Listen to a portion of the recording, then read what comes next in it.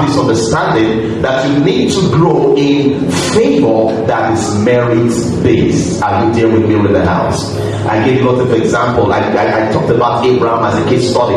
Even though God promised Abraham and gave him the promise, when they discovered in Genesis 22, God said unto Abraham, because you have not withheld thy only son. That is merit. Come on, church. That is what? That's merit.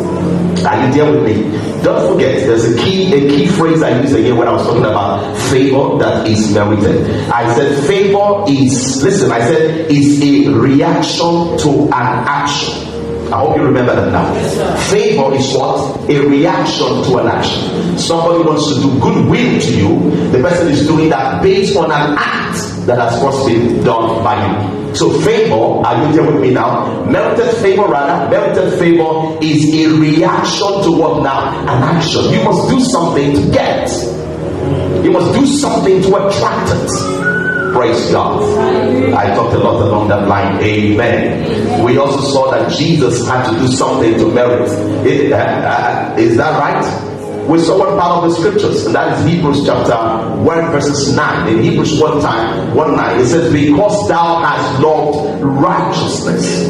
And what happened now? You hate iniquity, wherefore the Lord thy God has highly exalted. So the exaltation that Jesus received was a product of the fact that he loved righteousness and he had hatred for iniquity. That's an act. And then the reaction came from God. And what's the reaction now? God has highly exalted him above his equals. Are we together in the house? Alright. And I started talking about growing in that favor. How to grow in favor. I think that's right.